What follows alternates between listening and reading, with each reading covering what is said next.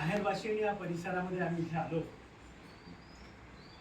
एक वेगळी कल्पना घेऊन आलो होतो आणि त्या कल्पनेचा विस्तार हा इतक्या मोठ्या आणि अप्रतिम प्रमाणामध्ये होईल याची आम्हाला खरंच कल्पना नव्हती. आपण म्हणतो ना की शब्द हे आपल्याला साथ देतात, पण कधी कधी शब्दही साथ देत नाहीत ह्याची अनुभूती आज आम्हाला आली. अनुभूती हा शब्द मी ह्या कारणाकरता वापरतो कारण ज्यावेळेस अनुभवाला दैवी स्पर्श होतो तेव्हा त्याची अनुभूती होते. आज स्वामी समर्थांचं अधिष्ठान इथे आहे.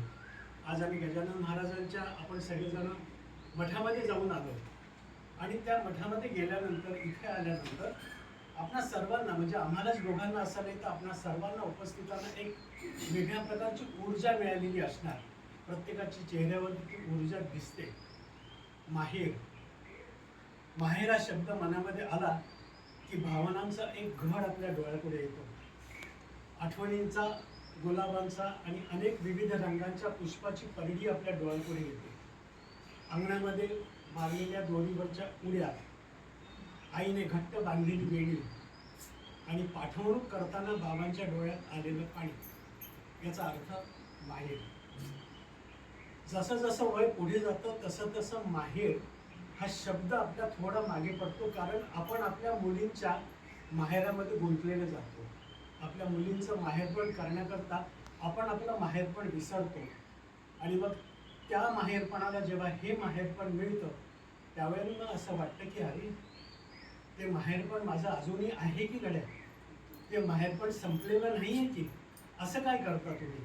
आणि मग त्या माहेरपणाचा खरा अर्थ जेव्हा स्त्रीला कळू लागतो त्यावेळेस पुरुषाला सुद्धा असं वाटतं की अहो स्त्रीलाच नाही पुरुषाला सुद्धा माहेरपण आहे.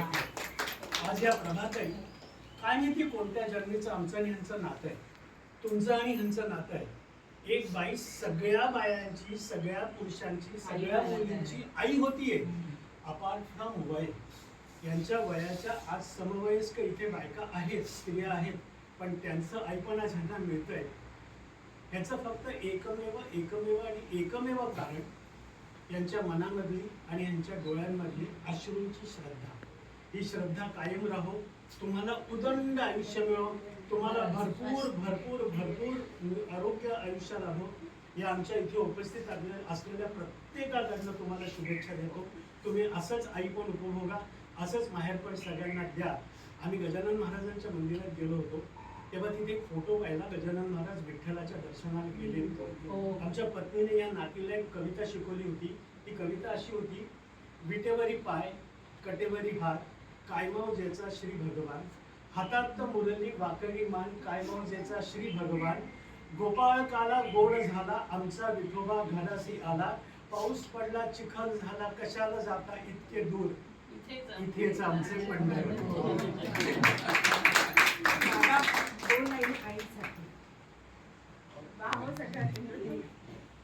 Incoming.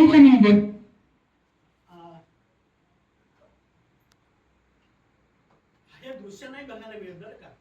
आता ही जी